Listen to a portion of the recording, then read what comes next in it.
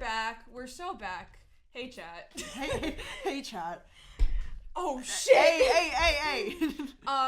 We just started recording. I'm not the red box. I'm sorry. We're back. Week 2. Not week 2. We're on week 4. Actually, you're back. I'm back. Sebastian isn't. Morgan isn't. Emmy isn't. And Jonathan will never be. Anyways. So, I'm gonna have to lower the gain on... Oh. Hold on. I'm gonna move the mic real quick. I'm sorry, everybody. This is gonna thump a bit. Oh! Jesus Christ. Hi. I'm gonna, move this. We can cut this out. No, we can. But also comedic effect. We can speed it up, and then it just sounds like we're like chipmunks getting thrashed around in a paper I'm just bag. moving this so when we yell. Maybe we should be a little bit more mindful about that. Nah. I don't think enough. I don't thunk enough. No, you don't. Yeah, shut the Anyways, I've got a new host with me. Hello. Do you want to introduce yourself? No. Give the primer intro.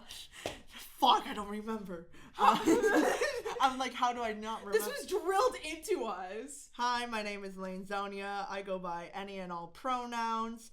I am a restore manager from Hubbardston, Massachusetts, and I am a second year in illustration and a minor in fibers. I told you it was drilled into us. Yeah, I did switch around the order a bit, but yeah. Hi, I'm Robin Azevedo. I go by they, them pronouns. No, you forgot the beginning part. Top of the morning to you, laddies. My name is Robin Azevedo. Oh my god, that spiked so much. I know, but it's not as bad as the first one. I'll be able to make that not miserable for everybody listening. Yeah. Okay, wait, so let's actually get on to what this podcast's about. How dare you take my job from me? I'm gonna kill you. I'm sorry. No, you're not.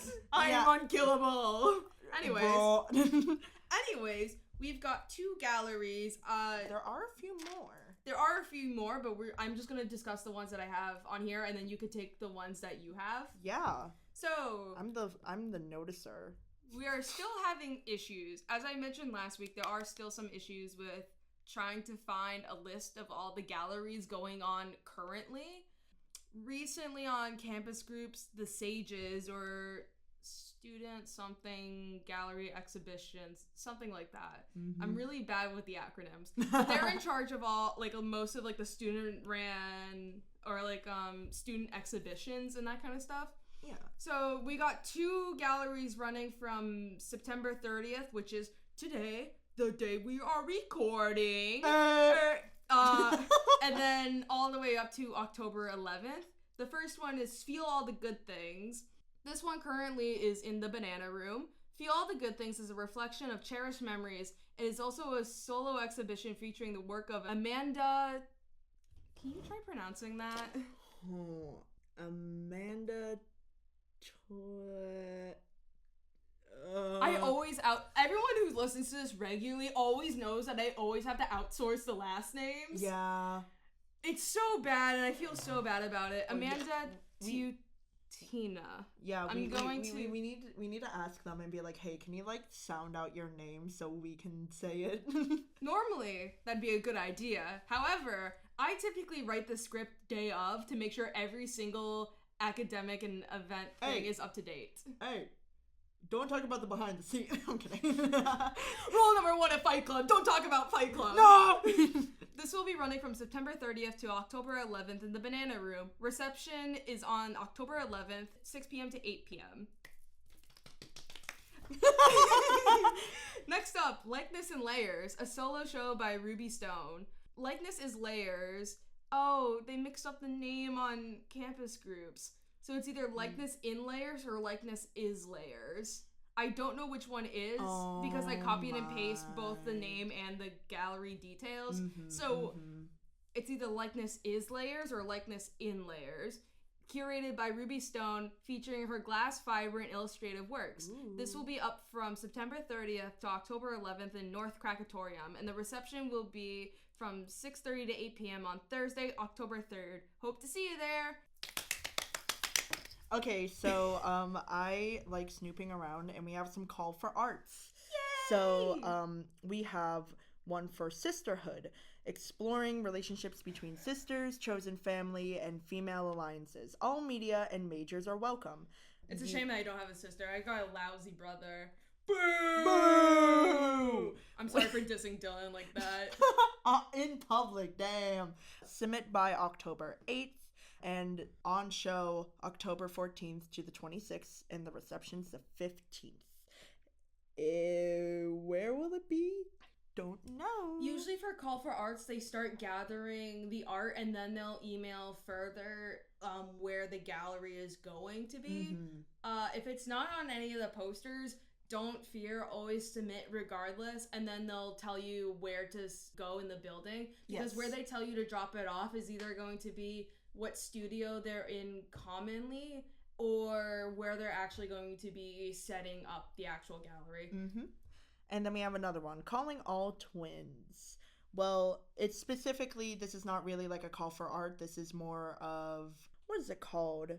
Is it looking for like models in a sense? No, it's about perceptions and curiosities about twins. So it's this QR code posted up. So if you scan it, I believe it will bring up a Google form about twins. About twins, and you can fill it out about your perception. We should send that to Kylie and Skylar. Do you know their last name? Because that's the email at the bottom. Oh yeah, that is Skylar. Skylar. Skylar's really We love nice. Skylar. So for context, Kylie is a primer. For all the first years that were on the orange team, we'll remember Kylie. This is an orange! What's kicking chickens? What's kicking chickens? This is an orange! Speed tours! Kylie was one of the primers, and her sister is a twin, and she's the RA on the second floor of Artist Res. Skylar. So you're like, what is her last name? You just show me, and I just say, oh, that's Skylar. That's Skylar. So yeah, they do know about this. It's almost like Skylar is running it. Wow, I didn't know that. But calling all twins, if you see that, fill it out. Don't look at my. I didn't mean to do that. Your phone was falling asleep, and I was like, oh, let me catch it, and I clearly missed it. I love that. Your phone's falling asleep. Let me catch that. But now we get on to the fun events. The fun events around here. Yes, sir. Also, you know what's happening on September 30th, which is right now? What's happening? It's my friend's birthday. Oh my god. Happy birthday, Mars.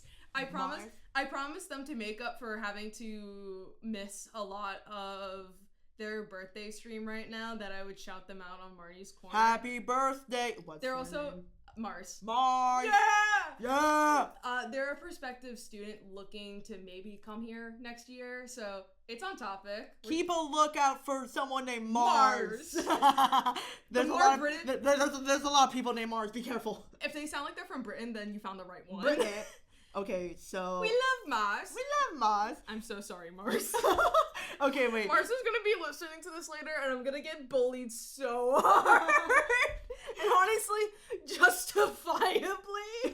I'm gonna be so real. You're cooked, man. I'm cooked, honey roasted. Honey roasted barbecue kind of roast. 24-hour aged-dried steak roasted. I'm moving this mic back further. Jesus Christ. We're loud as fuck if you can't tell. I'm Portuguese. Of course I'm loud. Banishment, because we're too fucking loud. Yeah, but on that note, let's get back on topic. So, it's today. Today is the gift screening. Yeah, it's downstairs. It runs until 9. Well, bro, we can't get this podcast out in that amount of time. Speed talk.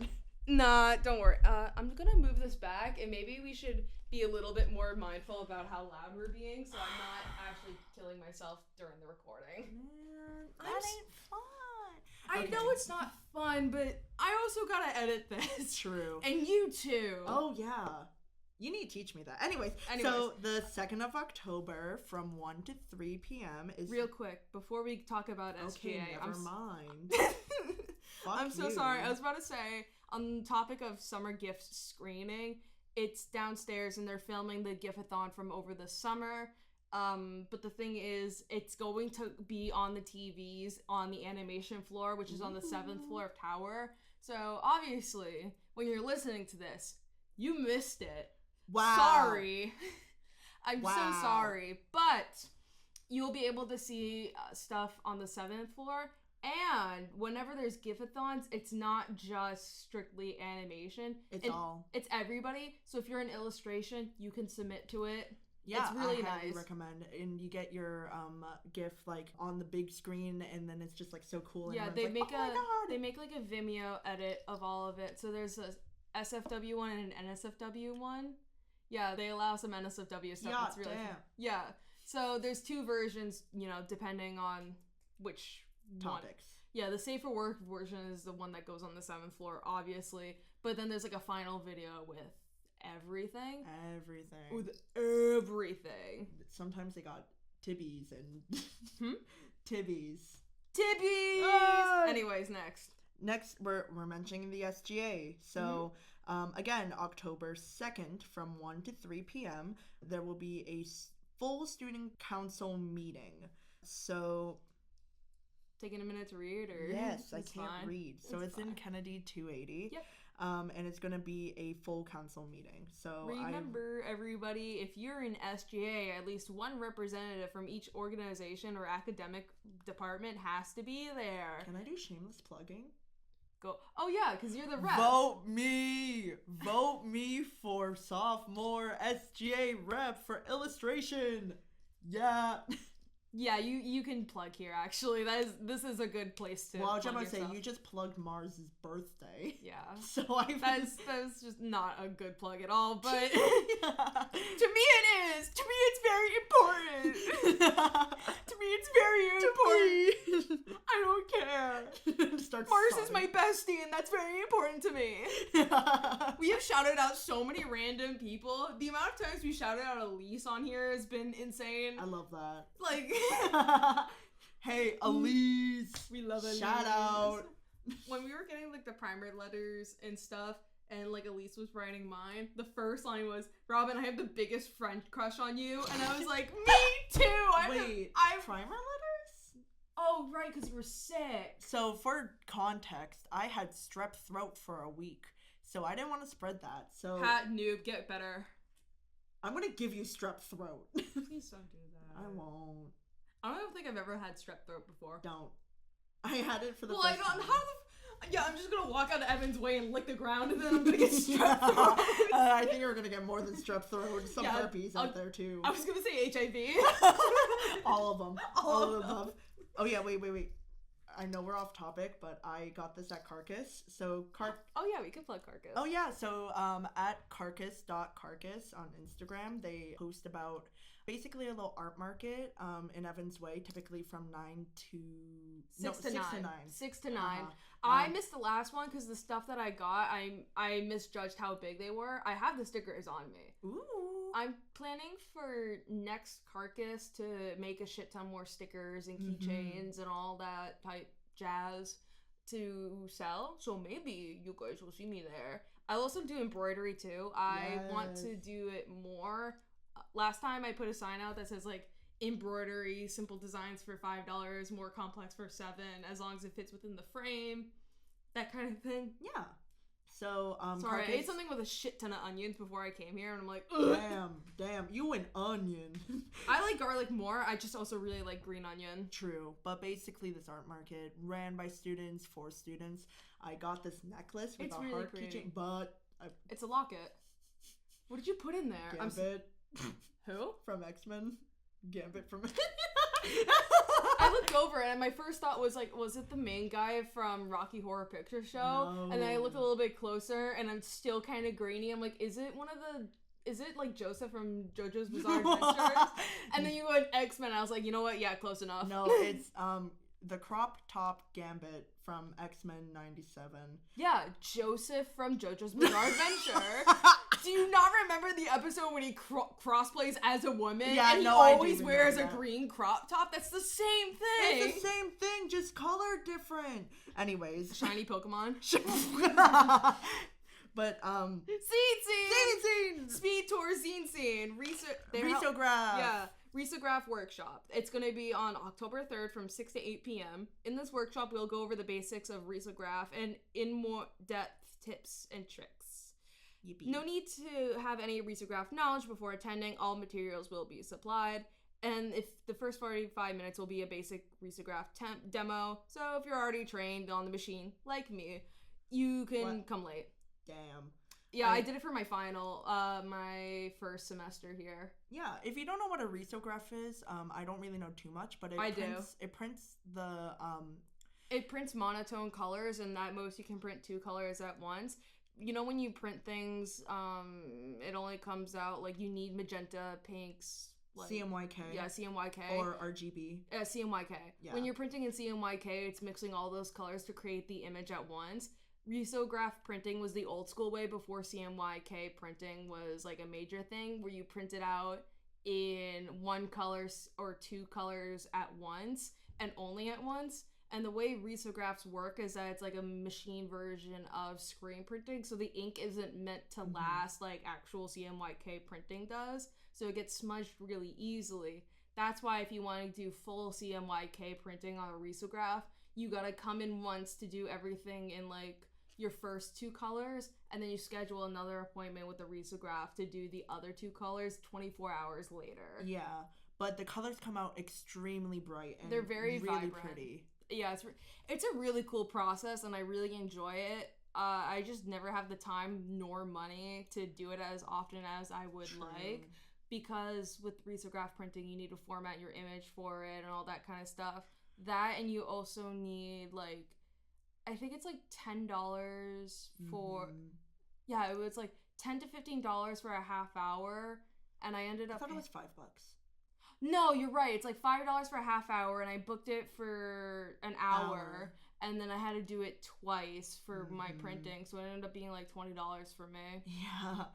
So that will be in the print lab, also known as T300. Yes, I do recommend going. Even just getting getting the knowledge of how to use a risograph is so much fun. So much fun and so knowledgeable. Dan, I miss you. I miss you so much in all of your risograph art. They took down all the riso pictures from last year that were hung up there, and I was devastated because I'm like, what about Dan? From what I understand, that they kept all of them and they just put them in like a back room. Storage. Not storage, but they hung them up somewhere elsewhere.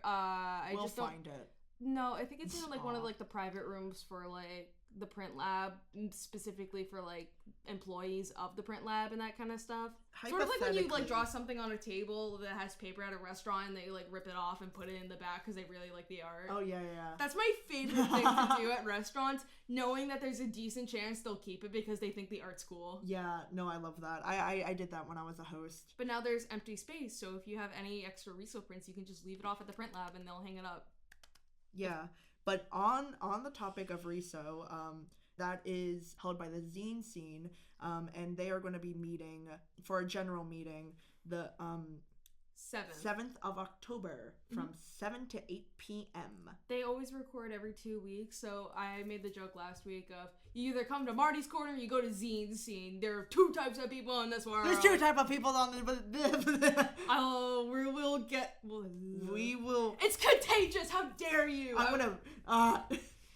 Zine Scene meets almost every other Monday at 7 p.m. Join us for Zine Shenanigans, Smiley Face. And Smiley it's in face. Kennedy 280. We love Kennedy 280. I have to live there every 2 weeks. I will be there on Wednesday. Why? Because I'm a rep. I rep this. I forgot. Yeah. To all the primers, remember when they shout that out during that big long talk at the very beginning of orientation? I was sitting there, I was like, I didn't know that I was going to have my club shouted out by Mary Grant like this. Yeah, Mary Grant. I was just sitting there, like, on my phone. We're just kind of, like, texting random things in the primer group chat, blah, blah, blah, blah, blah. And then all of a sudden, it's like, there's so much you could do on campus. Like Marty's Corner. That was a club created by a first year within their first weeks here. And I was like, hold on, I'm famous. I'm like, I can't handle this. We're famous. We should be endorsed by... Marty's Corner has been, like, I have been really bad at maintaining, like, the Instagram, the Discord. I'm very well aware of that. I can help. Thank you. I'm very well aware of just us being at least me, being really bad with, like, the Instagram, but I'm always as consistent as I can be with uploading. And I also found out that, apparently one of the professors in stop making fun of the way I pose my hands when I talk.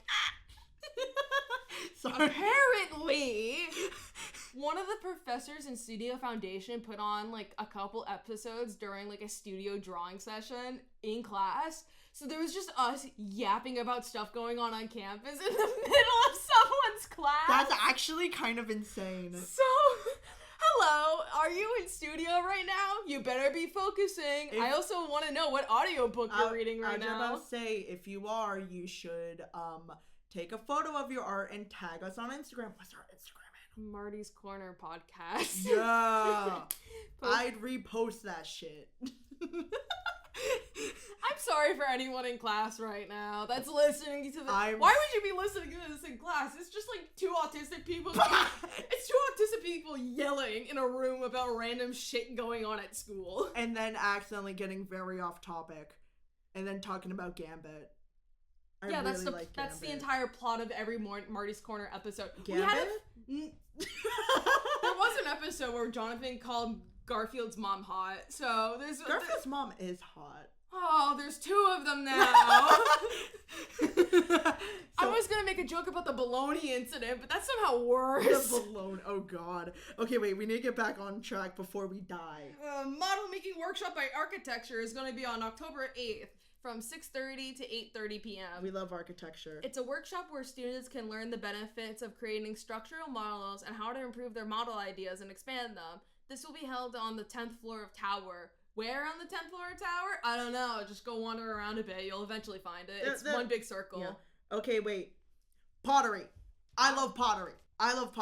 So the 14th from 11 a.m. to 5 p.m. is going to be Bowl Making Day by Clay for Change, which is an annual bowl making day where they aim to make 250 plus functional ceramic bowls to donate to Haley House Soup Kitchen. Super Bowl. It's their fundraising event, the Super Bowl. Super Bowl. I love it.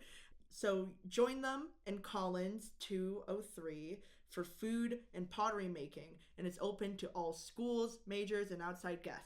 So bring a friend, learn how to make pottery, and eat food. If you have been on campus, like as an upperclassman, obviously you're very well aware of Kennedy and having the sculpture majors sell some of their stuff every semester in Kennedy. Pottery, yeah. This is up that alley with Clay for Change. I believe that entire event is held by Clay for Change as well. Yes, it is. Okay.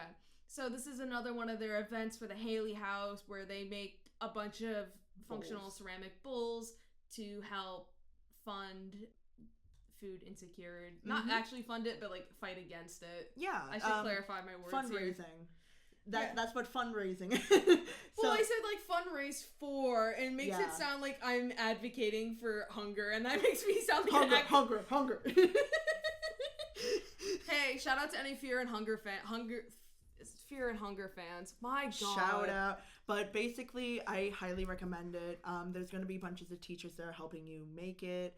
And also, it's just kind of nice, first off, doing stuff for fundraising, and second off, just being able to make something, especially in the pottery shop. I had a class last year that was pottery. It was my favorite class. I miss pottery. I don't think I'd ever want to really take sort of a class for it. I'm more of just like, I like doing it as like a hobby and for fun. Yeah.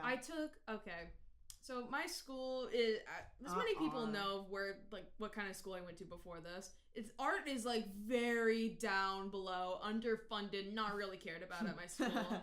But there is a thing that you could do at my school where you could double up in math classes to take more advanced math classes to the point where you could get to more like college level math classes at my school. Oh. Like AP classes essentially, but just like advancer. Yeah. You can like take like trig and like all that kind of stuff. Yeah. I like math. But I know my limits. I enjoy like algebra and physics. I cannot go that far. When a Physics graph is too gets much. involved, I hate it. Yeah. Surprisingly, when a graph gets involved, I immediately hate it. I thought our kids love graphs. I'm kidding. No, I like the equations, but I hate word problems. I hate that kind of stuff. Just give me the equation, let me solve it. True. Basically, what I'm trying to get at is that I know that thing existed. So when I went to my guidance counselor, I walked in her office and I was like, "Hi, Miss Conroy." Just name dropping. Damn. I don't care. She's not listening. That school ain't listening. And I got my diploma. I'm gonna send it to them. I'm kidding. I got my diploma. They can't do anything about me. True. And it's also a positive story, so it doesn't really matter. They can't sue me for libel. Don't arrest me. They can't because I'm talking a positive story that actually happened. I walk in. I'm like, "Hi, Miss Conroy. I need help. You know how I'm going to art school, right? And I need this extra credit, even though, like, I got all my credits done for every other class, but I just need one extra one for whatever reason. Do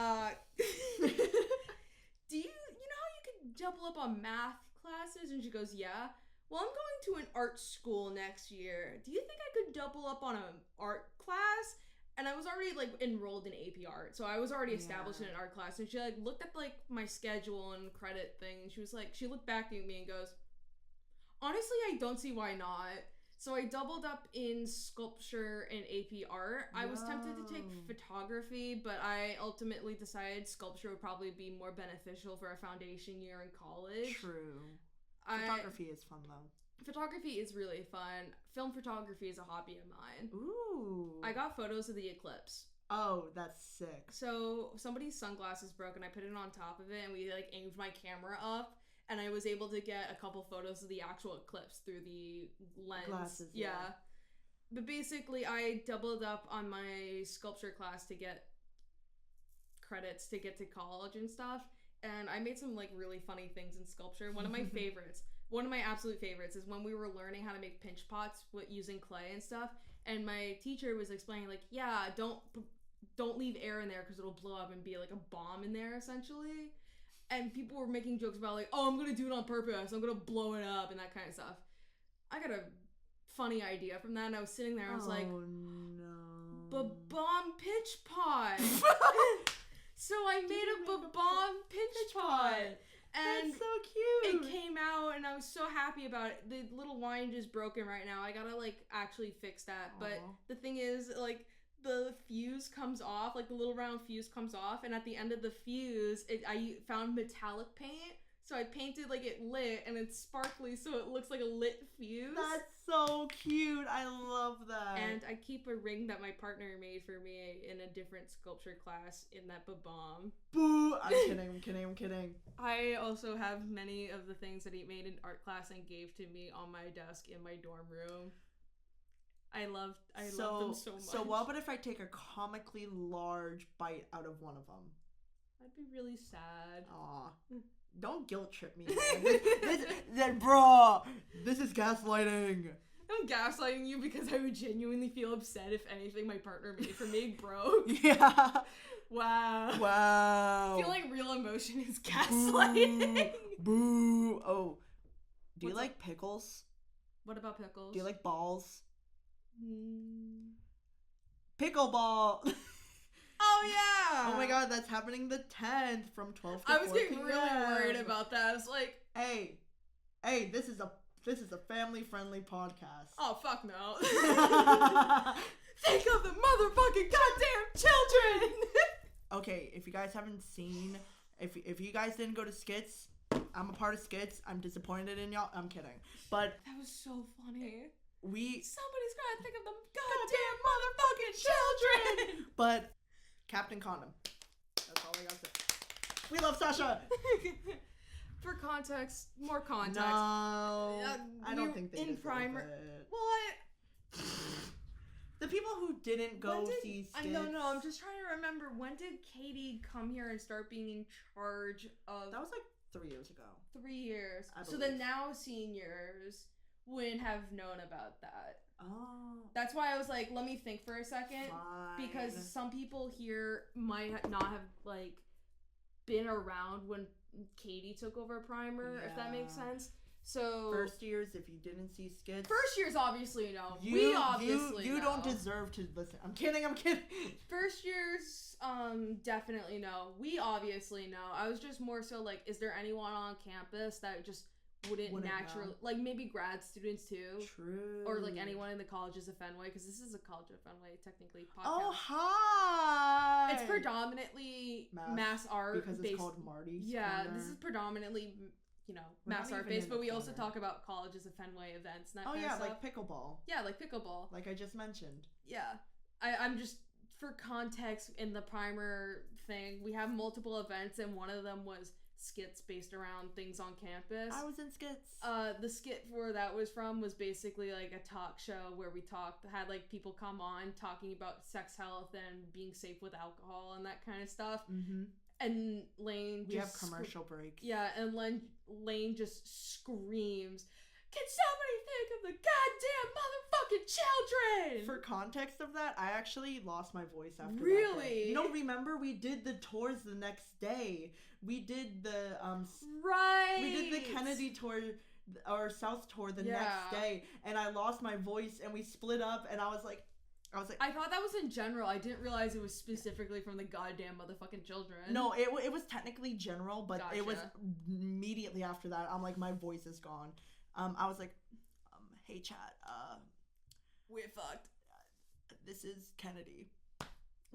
Anyways, back to pickleball. I really need to. I wanted to explain that part in case anyone True never got the chance to have Katie Ham primer. Yeah. So we love pickles. I actually don't like pickles, and we love balls. I actually don't like balls. So feel free. I'm asexual, but I really do like pickles. You make up for half of it. My teacher got us scratch and sniff stickers, and they smell Did like... They smell like pickles? Yeah, they smell like dill pickles. Okay. I put it on the back of my laptop. I'm really happy about it.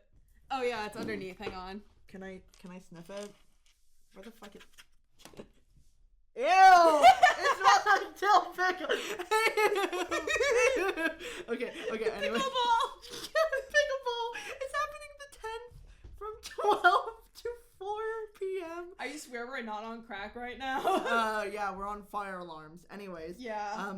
Feel free to join. It's open to all college. Don't touch my feet. I don't mean to do that. It's open to all College of the Fenway students, staff, and faculty. But we don't know where the fuck it is. It says it's to be determined. To be determined. As of when I was writing this script earlier today at 12 p.m., it was to be determined. Oh yeah, by the way, we came here from our Artist dorms. Res is when we got here was doing the drills. Thank you. I was gonna say demo, and I was like, that's not the demo. word. Fire alarm demo. I'm like, that's not the word. What is it? I was doing the dad thing, like the and then just like waiting for someone to finish it. I am no better than a man. That's me. Anyways, so now we have other events like the COF AI panel. Looking for panelists. Next thing, internship information session. No, sadly we do gotta talk about it. Erg. So it's from the 16th of September to the 1st, which is October, tomorrow. Which is tomorrow. Which is when they're looking for panelists. So probably when I finish editing this, it's probably not gonna be it's probably gonna be over by the time this is yeah. Guys, we can't be AI panelists. No, I can't sit on my... There's a little asterisk on this. So the Colleges of Fenway AI think tank is seeking a panelist for student and faculty panel scheduled Tuesday, October 8th from 4:30 to 6 p.m. at the Emmanuel College campus. Of course it's Emmanuel. Interested panelists... Actually, no. I would only say that about Wentworth. I can't say too much. I have Wentworth friends. I don't. I think I don't. If there's anyone... Oh, no, I do. I'm sorry, guys. Your school's whack. I'm sorry for you. I'm sorry. No, I'm not sorry for you because you theoretically chose to go there. Theoretically, but something in me just says, no, you were forced to. The options were limited and you chose that. Yeah, if you're forced to, nah, you fine. But if you like, if that was your top school, I'm scared. If that was your top school, chat, what the fuck are you doing? If that was your top school, how are the furries over there? One of them got suspended. Really? Yeah. We'll talk about this afterwards because I think that's a thing that we're probably should be talking about on the podcast. Probably. Theoretically. Allegedly. Yes, that's the word. The YouTube lingo. Hi, YouTube. This is gonna be demonetized because I think we cuss within the first 30 seconds. Fuck! Well, that doesn't matter. It only matters in the first 30 seconds. It only matters in the... Yeah, okay, wait. So let's rewind 30 seconds. No, wait, no. Let's rewind to the very beginning. We're restarting this entire episode. It doesn't really matter. We're not getting monetary. Wait. Pause.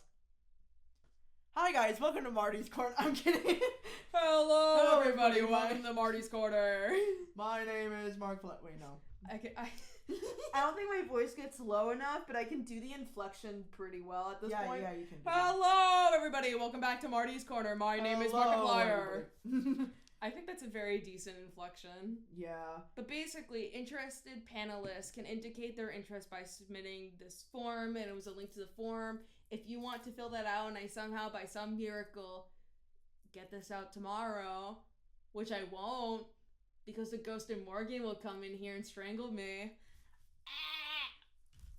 Please note that the panelists do not need to be experts on this topic. We're hoping to assemble a group of folks interested in discussing AI from their perspective. And this is going to be an online event forum-wise, but the actual panel will be on at Emmanuel on the 8th of October from 4:30 to 6 p.m. Yeah, so... Basically, they're not looking for... watch it. It's basically not asking for, like, strictly pro-AI people. It's asking for anyone. Opinions. Yeah, it's asking for anyone to be on this panel to talk about it and that kind of stuff, which I think is probably going to end horrifically because I don't know how willing some people are or have ever, like, done, like, proper debates that aren't argumentative. And on Twitter... Well, I don't know about that, but you're getting the idea. I don't know how many people are prepped for, not like an academic, but this is in an academic setting. A formal academic-ish setting. Yes. Like, for example, Socrates seminars, that type of vibe. I was never on, like, the debate team at my school, but... You guys had a debate team? That's sick. Yeah, they went to other schools, and it was like they would set classrooms up like an actual like trial. No, like an actual trial. There would be like a judge that's the ruler, referee essentially, and you know it will go into whichever school can defend their case the best. So if you're looking to like go for like law or something for college, joining that debate team would like be really good, especially because they just kept winning. I didn't join it, but I have done. I enjoy debating. I enjoy intellect. That makes me sound like such a straight man when I say intellectual debate. And also we're on a podcast. Yeah, it's really not helping my case. I have gotten some side eyes from people when I say, yeah, I'm the rep for the podcast on campus, and honestly, kind of justified, but. You're gay. Yeah, that's I'm gay. I'm dissolved in any of my wrongdoings. It's like arson. Go commit crimes. Do everything wrong. Allegedly. Don't actually do that, guys. Don't actually do that. The club. There's been so many times on this podcast where I've been like, don't actually do that. Have rational thought. But basically, sort of just getting back to my point of like, I enjoy the going back. What the Greeks used to do. How the Greeks used to do it back in the glory days where men were gay and it was fine. Where being gay was a show of dominance. But, But it was just sort of like the better you can hold a debate without putting somebody down and genuinely having a back and forth on like, while actually respectfully disagreeing with somebody and then defending your case. I enjoy that. I think it's fun. And I'm also autistic and probably have ADHD, which kind of comes in with it, but... I have ADHD. You understand why it's fun. And I might be autistic, so Yeah. it's like we're might sides be, of the same. might be. What do you mean? I don't got I do. What is it called? A diagnosis. I do. I got only for ADHD. But I do. I love saying. I love having like any situation come up and just being like, yeah, I got 12 pages of paper explaining why I can't do this right. It's my favorite thing. I can't find it in my emails, but I know my mom has it. My mom has it. Make her print it out. The thing is, it's like I know she has it, but just never properly forward it to me. Damn. Apparently, I went back on my emails and I couldn't find it. But the point being, I enjoy a good debate. But the thing is, on this panel, I don't know how many other people are going to be taking it to that same level of professionalism. And also, I feel like it's gonna maybe like I assume there's gonna be like pro AI on that panel. Yeah. And if someone that is not pro AI, I'm sorry, that just processed. That just processed. Freudian slip. I'm sorry.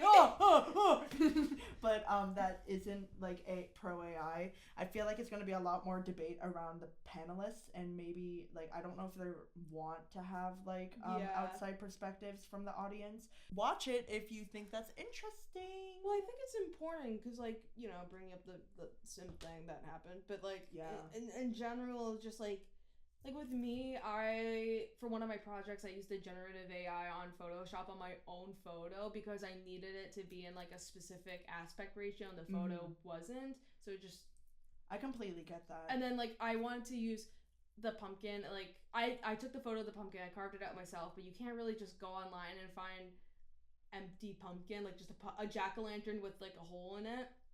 So I took the photo and just did the fill so I can get like the color gradient and texture in there. And then I did the rest of the editing to make it look like an actual cutout of a pumpkin. So I was just like, all right, I'm done. I put in the effort to like change it. Yeah, change it in a way where it's like decently fast, but also not like completely just being like, oh, I used AI for this entire back image. I just used it to extend the aspect ratio of a photo I took and then use the same photo to just like, I need this part out. And then I did like a bunch of editing on top of that to make it look like a normal pumpkin. Yeah. On top of animating and cutting out sections of that edited photo to put the animation inside. Yeah. I think there are places where AI is acceptable in a sense. Yeah, and can help. Like I already talked about this last recording about the AI animation class. How I personally think when it comes to AI, I think it's not a bad idea with tweening and in-betweens. Oh, yeah. Because, those it takes a long time. And there's such a small part of the actual fluid animation where if I personally think if AI is going to be used in an artist setting, there should be one where it will always be empty as soon as you sort of like refresh or something. It'll just have nothing in it. But an artist can submit stuff that they're willing to put in there for the AI to understand how this artist draws and then just assist or maybe give ideas, sort of like Clippy. Yeah. Okay, that is fine. That's a silly idea, I'm not gonna lie. Because I think AI should be used as a tool to help, not create. Yes.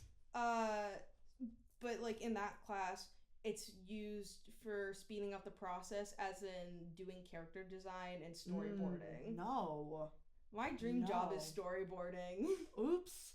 Our jobs are gone because mine's character design.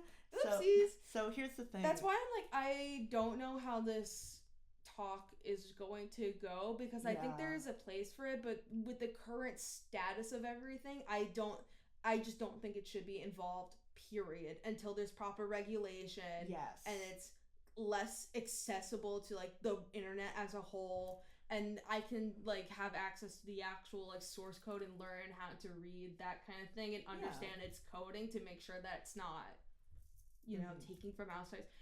What I'm just trying to say is I don't think regulations are far enough on this for this panel to go well, other than being like, it's the devil, or it's an angel. everything is perfect, it's going great, and I love this, I want to suck its dick. I know, hey, I can be your angle or your devil. But like that's also my opinion with AI, that it should be used as a tool. It can be help like generating ideas. But another thing I have highly against AI is that they sometimes take artwork without consent. Exactly. And then they shove it into the AI. And that is not okay. Animation did a Google form over the summer, like near the end of spring semester, asking for opinions, and I specifically said, unless mass art can program and have somebody program their own generative AI, essentially, in air quotes, that only takes from a student, every student is given their own account where they can, with consent, put their stuff into. Yes. And if they don't consent, they don't need to use it. Exactly. The account never gets used. The AI is left empty. Mm-hmm. And then if you are okay with it, you can put stuff in there, and it can do things like fill in betweens. With illustration, I don't think that's necessarily needed. I can't imagine something that can be used for illustration. For me, I'm an illustration. Yeah. I have really hard time sometimes coming up with ideas, especially because I do character design like a lot, and sometimes you don't want to do the doom scroll of Pinterest. Mm-hmm. So I have an idea in my head, I can't find it, so I sometimes, emphasis on sometimes, just go onto a random generator, type in what I want, find something similar to what I want, then I draw it. Yes, that's how it should be. I use it as a tool, I don't use it as a product. Mm-hmm. And that's how I feel like a lot of people should be using it. Given how generative AI works, what it does is essentially it takes a collective of this one type of thing. If something is labeled horse, and it's like, when you look up horse, these are the stuff that comes up. It takes all of that, and what it does is that it generates an image statistically, each pixel color, to look as similar to what it was fed. Yeah. So basically, like, when you look up like a picture of a horse, it's like a set amount of pixels in this order, you know what I mean? It takes that and its whole collective and puts it into like a database where it's like, statistically, if I generate an image, it should be this, roughly what this statistic should look like, if that makes sense.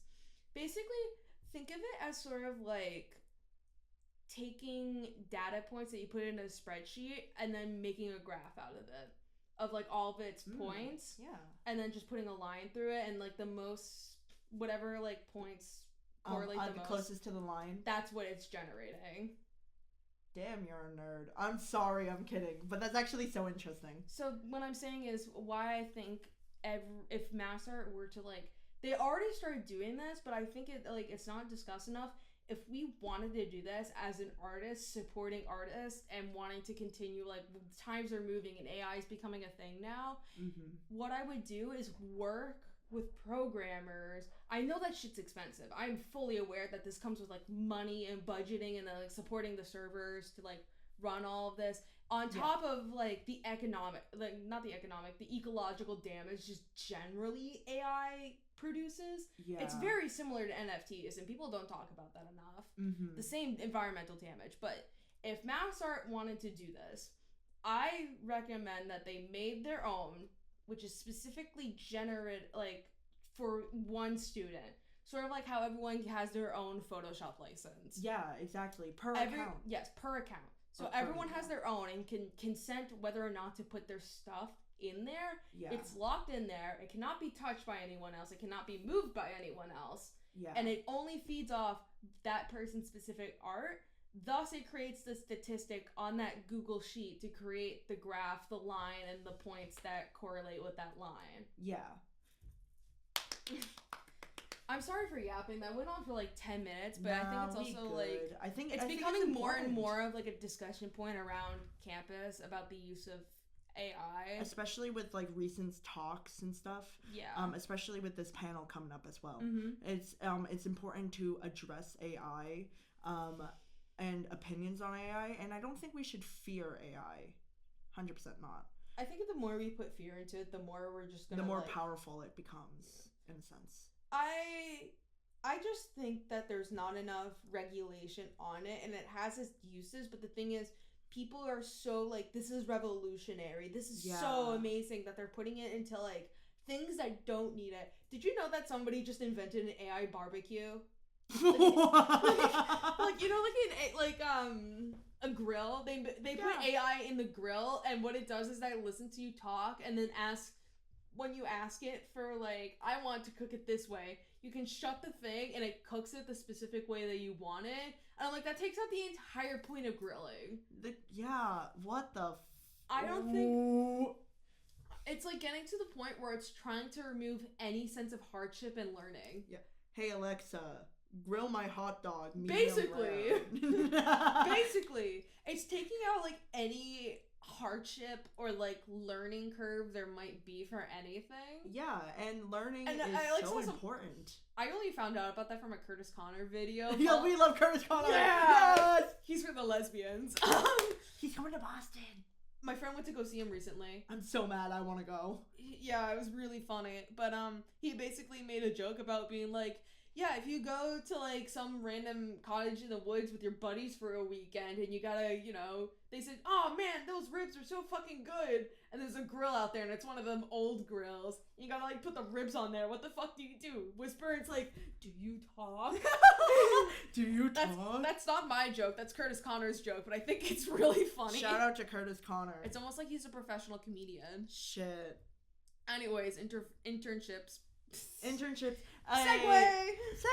We're really bad at segues. I opened up my segue with, do you like pickles? Do you like balls? Balls? Pickleball tournament. Okay, so internship information session is happening the 2nd of October, and it starts at 1:30 p.m. Yep.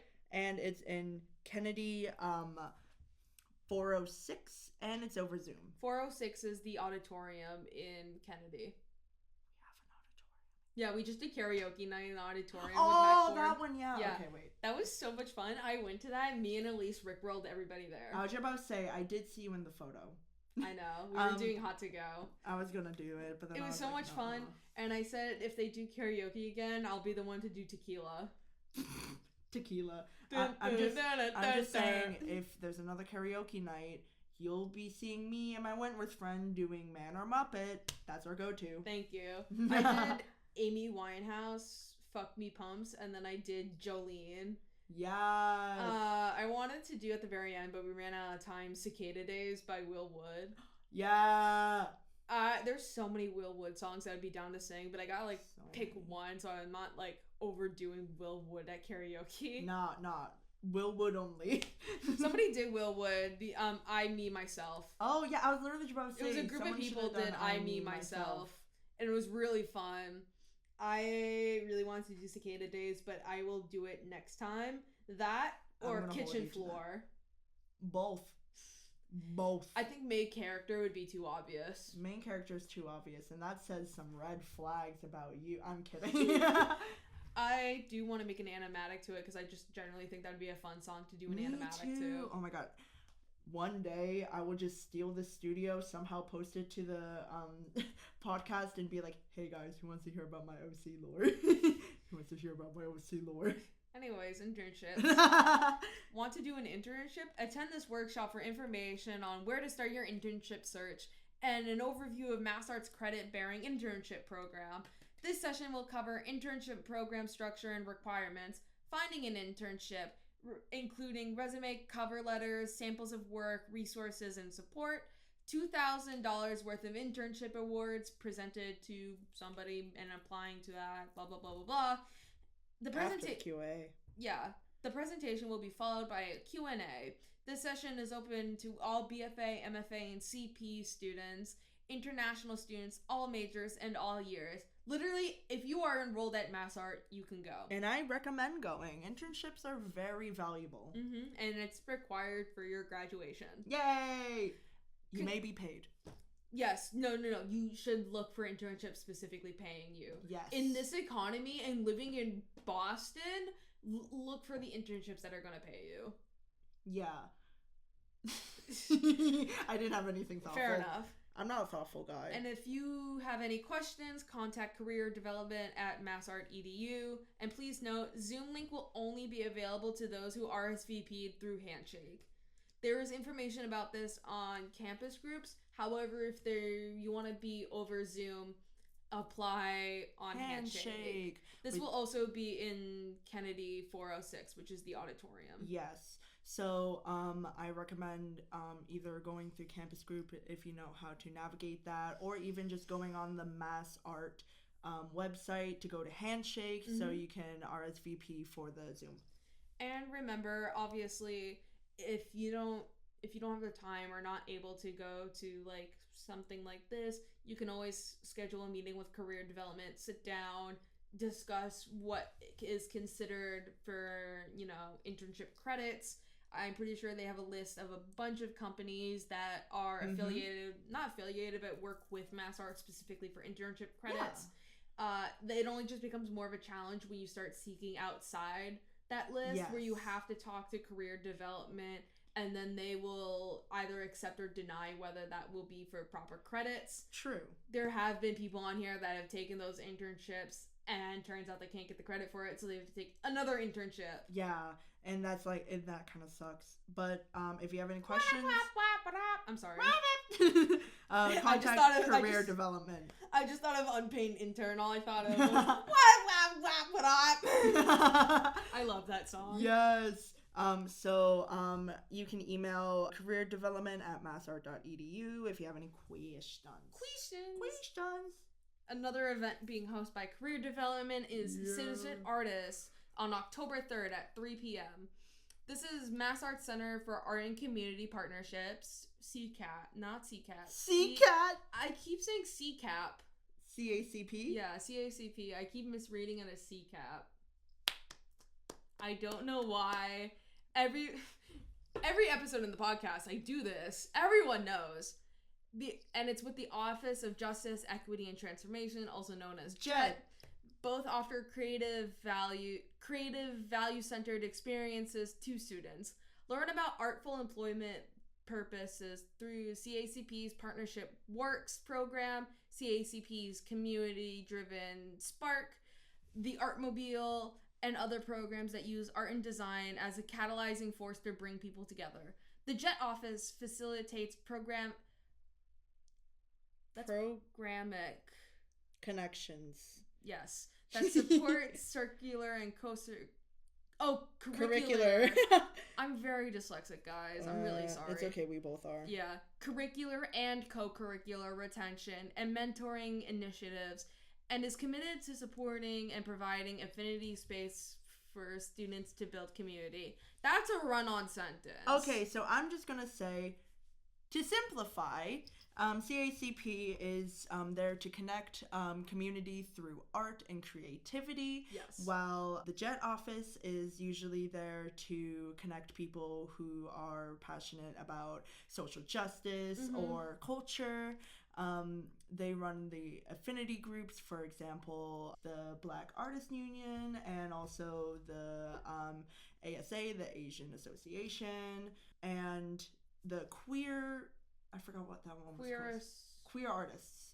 Yeah, Queer Artists Collective. Quack. Yes, that's Quack. Yes. So, that! You didn't know I could do that? I didn't know, I didn't know we had Donald Duck on the phone. Yeah. I do recommend going to this. They usually have a lot of fun things you can do, and it's just they're kind of silly. Mm-hmm. This will be another sit-in event at Kennedy 406. However, there will not be a Zoom link for this one. Mm-hmm. If you have questions, contact career development at massart.edu. I really do not like the fact that there's a run-on sentence in there. Whoever wrote this needs to double-check grammatical issues. I think they should go to the pals. Hi, Liz. Hi, Shout out, Liz. And Crow. Everybody there. I only really know Liz and Crow, and that's about it. I was about to say, Crow is my neighbor. Hello, Crow. Crow's awesome. Hello, Crow. I love Crow. Mm-hmm. Next is Scenes in America. Deserta.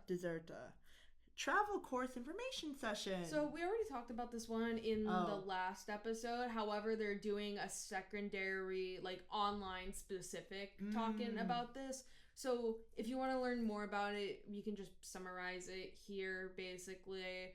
But we did talk about this more in depth last episode. Nevada. Yeah. That's the only word I read. I'm not even gonna lie to you. So this will be on October 9th from 7 to 8 p.m. This will be talking about the travel course in 2025. Specifically, like, a seminar in art history, talking about, like, 1970s art in the desert. And it's, like, how the desert relates to, like, all these creative aspects of art, like fantasy and trauma and utopia, all that kind of stuff. And it'll be taking place within Utah, Nevada, and Arizona, that general area of the United States. It's gonna be hot. The actual trip will be from, like, the end of May to the beginning of June. It costs $2,700, and that includes, like, flights and all the required fees. This will be with Professor Gabriel Circa and Wendy Jacob. If you want to apply for this, you can apply at massart.edu/travel courses. This specific event that we're talking about right now is just going to be online. They've already done, like, 2 talk-in sessions, but this is, like, a Zoom one where you can just, like, sit in and talk online if you missed those 2 first. Mm-hmm. Mapping Snaps. your You looked at me with such disdain. I feel like you were, like, looking at me like my mother did. I just spaced out and my eyes just immediately went to you. I just went. You went. There was so much stink eye in there. So I hope they can smell the stink through the mic or the stank, headphones. The ick, the absolute disgust. I want you to know that was the same stink as the sewage plant right next to Artist Res. Literally, that always wafts in. That was not a problem last year. It was. Oh, it was in Artist Res? Mm-hmm. I didn't have that issue last year. Well, not in Artist Res. It was in Treehouse, which is, like, right across. You guys brought everything wrong in Treehouse to Artist Res. I didn't. I wasn't even in Treehouse. I lived in Smith Oh, right. Hall. You were Smithy. I was a Smithy. This is why I'm, like, all cliquey and I have, like, No a really friends. tiny... I have a really tiny friend group that we never go apart. We all live on the same floor. Unironically, but, anyways, we're mapping our courses. Yep. Coursework. Mapping your coursework. October 10th from 3:30 to 4 p.m. In Kennedy, 406. Once again, the tiny auditorium. little auditorium. Mm-hmm. Do you want to read this one? Fuck. No, I can read. Okay. Learn how to connect your courses and academic progress to your mass art experience and career goals. Join Jessica JP Licks. I'm kidding. No. JP, Assistant Director of Advising, and Tiffany Marlery. Close enough. Close enough. Registrar Specialist. I think everyone knows at this point that we are reading text off a screen, so if we mispronounce your last name, we're sorry. Yeah. They will help you with practical tips on how to read your degree progress and provide examples of how students have used cross-registration, course, and minors to enrich... Minors! I'm sorry. to enrich their mass art experience. They will also discuss the role of academic and campus resources, including the roles of faculty advisors in enriching your mass art journey. Also held by Career Development. Right? Yes. So email them if you have questions. Bombard them with please don't actually. Don't spam their inbox. But, like, if you have genuine questions, do email them. I feel like I'm very happily set on, like, what I want to do at Mass Art and, like, like, my progress and that kind of stuff. Mm-hmm. But this is really good for anyone that's just sort of like, I don't know what the fuck I'm doing. Me. I'm lost. Me. I feel very confident about mine. I also have, like, an AP credit going into this that I never used, essentially. So I just have an extra AP credit on top of all my progress. Yeah, me. I have, like, an extra 3-point credits just kind of floating around. Yeah. I didn't use it my spring semester when I could have because I took a glass class as, like, AP Art acted as just like, oh, I don't need to take an extra open studio. I don't need to do that. I wanted to take glass or an animation class so bad, but animation lost all of its seats immediately. So I only was able to get into glass with 2 seats left, and oh my god, it was so much fun. I'm so happy about it. Oh yeah. But basically I just have like an extra 3 credits just floating around. Yeah.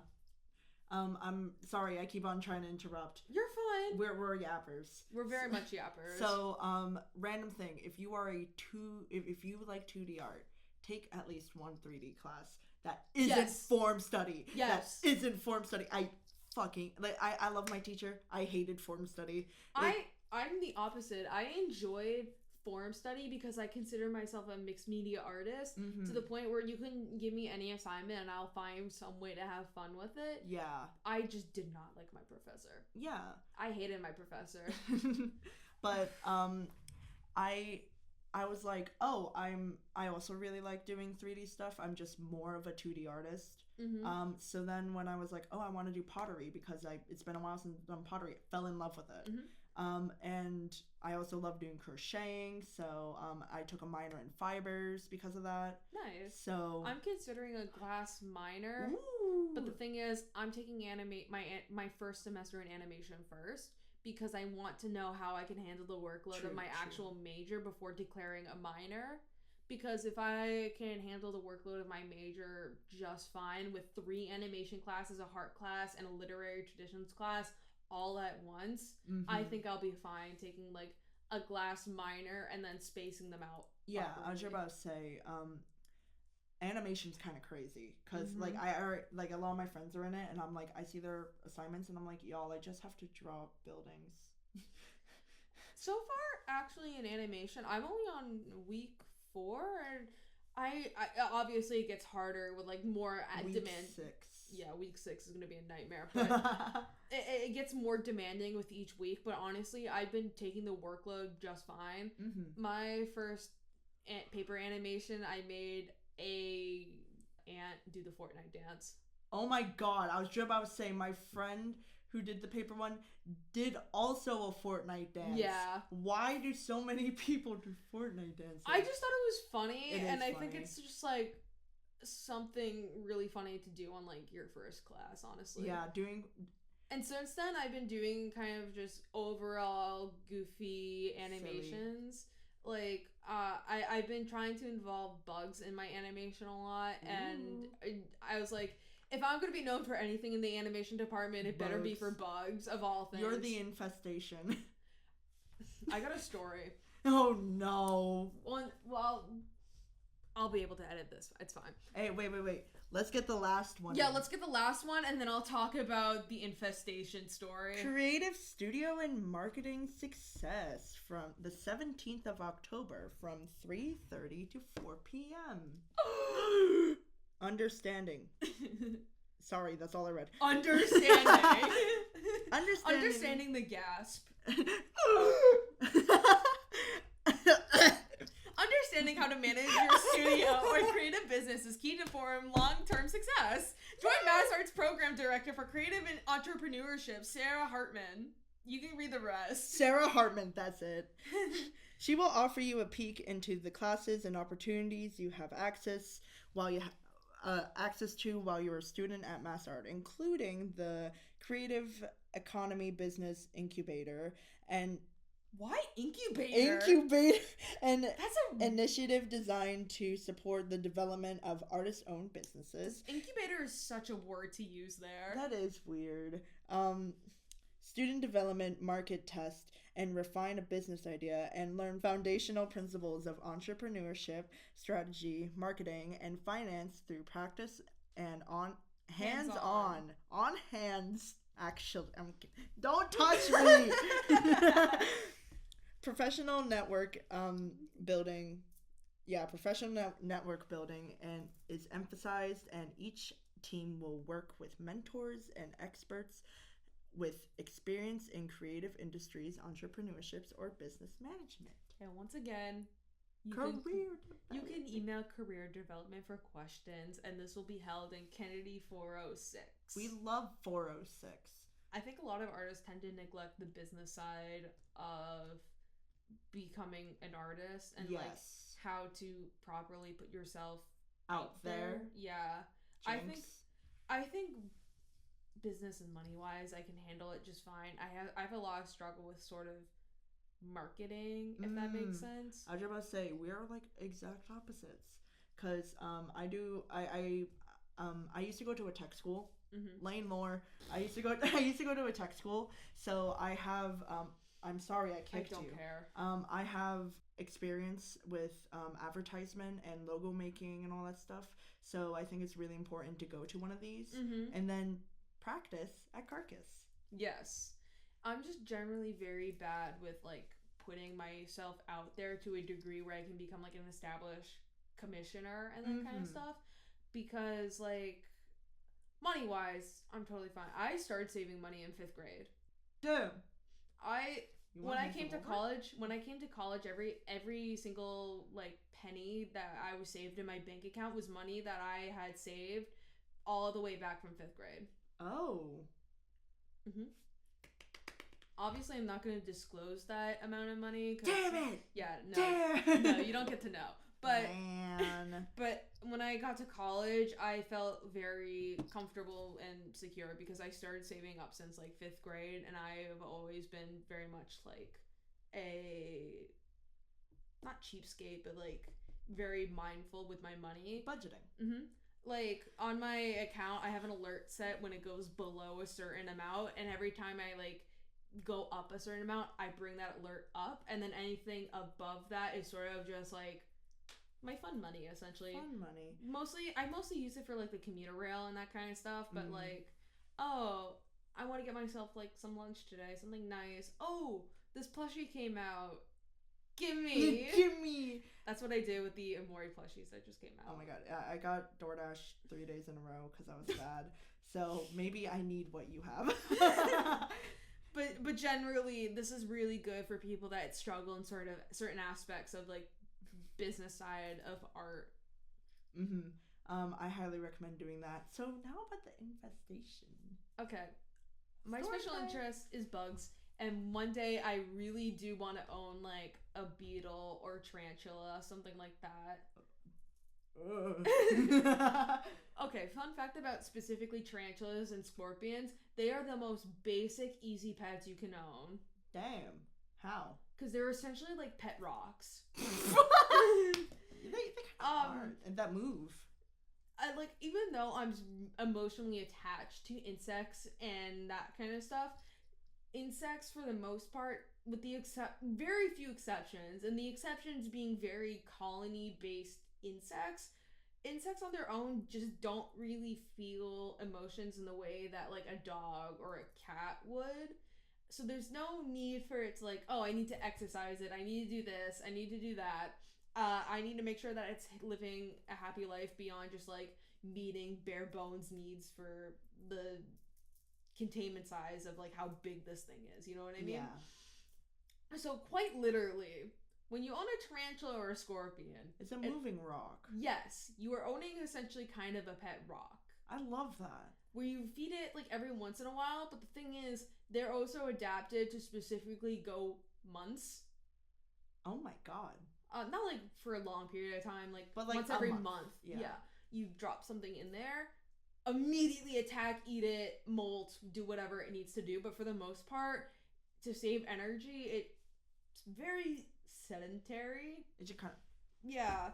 They're overall like one of the easiest pets you can own. Obviously, you need to know your shit if you're gonna own any pet. But when it comes to like insects and stuff, tarantulas, scorpions, super easy. For me in particular, I want to own an atlas beetle, which is the largest beetle in the world. Oh. And I want you to know, when you send it flying, it sounds like a lawnmower. It goes bah, bah, bah, bah, bah, bah, bah. Okay, so if you put that near me, I think I'll scream and cry. Yeah. So don't put that shit near I me. love scrolling on Instagram and checking the comments on videos like that, and you open the comments and it's just, whatever, go my scarab. Go my scarab.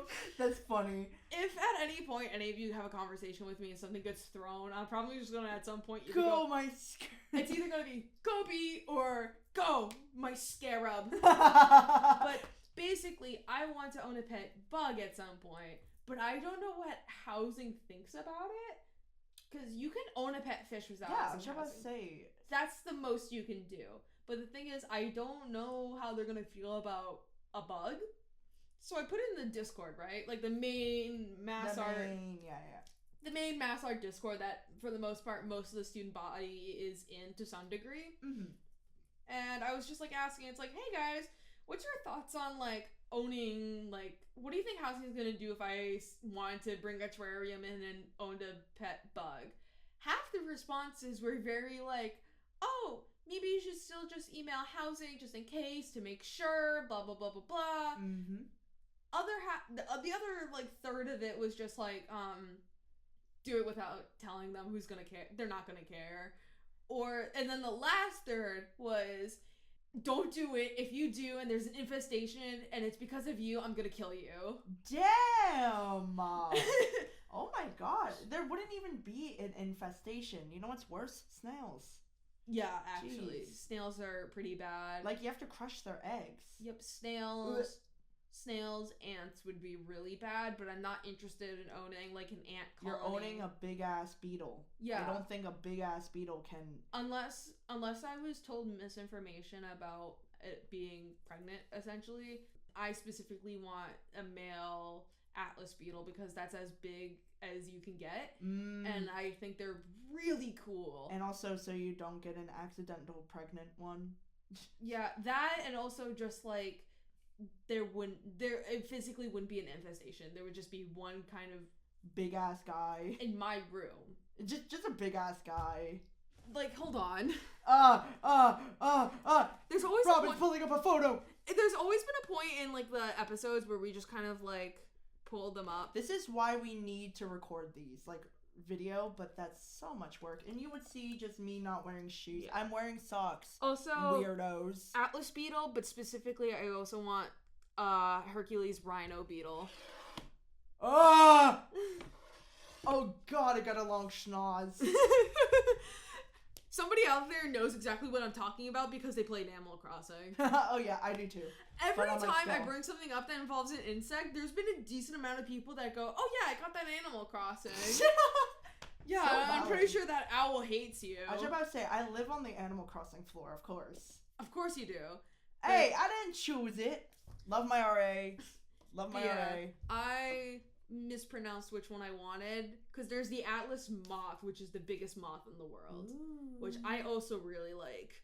Moths are cute, but they scare the shit out of me. Fun fact, moths are one of the few insects that you physically cannot get a disease from. Oh. Because the anatomy of a moth is specifically to fuck. They don't have mouths, they do not have intestines, they only live for 3 to 10 days at most. That's why they always look super raggedy by the time you find them. They live to bone. Yes. So because of that, and because of their general anatomy, they are physically incapable of carrying any insect disease that could affect a human. So actually, when people get mad at you for holding like moths and stuff because it's quote unquote gross, you are actually holding like the safest and probably cleanest one, quote unquote. Yeah. Well, cleanest would probably be towards a domestic cockroach. Yeah, you know what I mean. Yes. Cockroaches are so viscerally disgusted by humans that if you touch it with human skin, the oils in your skin could kill them. Because it like gets into like the way that they breathe through their skin. Oh. And also they clean themselves regularly and don't like, even despite them being in like quote unquote dirty households and like foods and stuff, it's because there's a food source there. And they just, whenever there's a food source for a cockroach, it just tends to be in a naturally dirty environment for us. But the thing is, cockroaches really hate to be dirty, so they regularly clean themselves. There's your little fun fact. I don't like cockroaches. Most people don't. Yeah. I'm afraid of butterflies. I wouldn't blame you because some of them drink blood. What?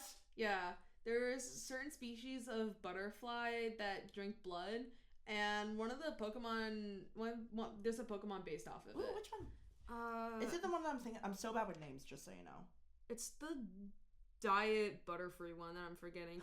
Cutifly. Yeah, Cutifly. I was just about to say. Yeah, Cutifly. No, not Oh Cutifly. no, not Cutifly. Like I think I know which one you're talking about. Yeah. What's your favorite Pokemon? Smeargle. Gay. Yeah. Mine's Honedge. Beautifly. Sorry, that's like actually really close. Cutifly and Beautifly. Yeah, no, they're like so close. Yeah, that is very close, and I got them mixed up in my head. But Beautifly is actually in their Pokedex entries based off blood-sucking butterflies.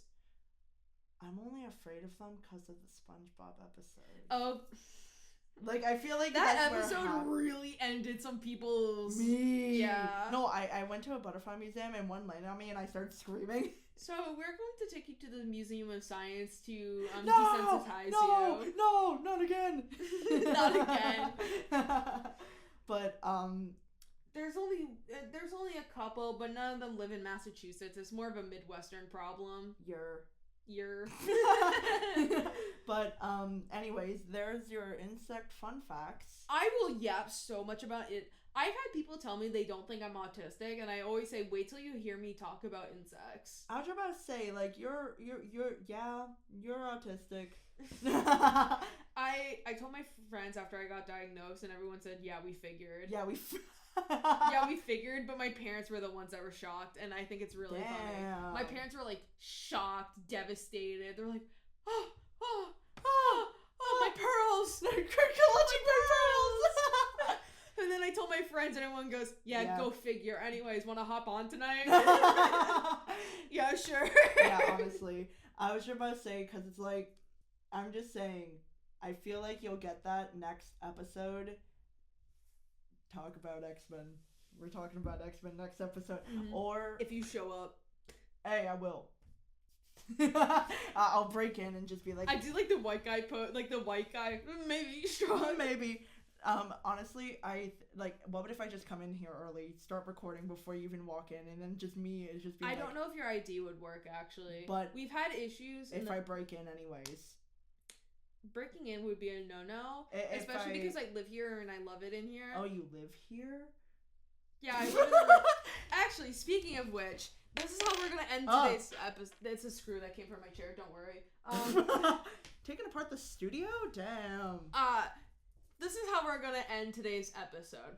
There's always a point in the episode where somebody gets up and does this, but Jonathan isn't here anymore, and usually it's Jonathan. Oh, what are we doing? You're going to stay right here. Oh, God. I'm experiencing this for the first time. I'm scared. Stay right there. I'm scared. You'll be fine. Robin.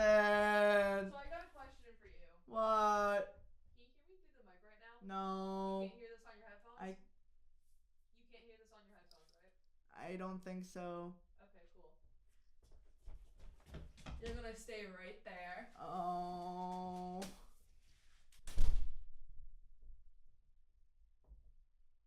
Hi.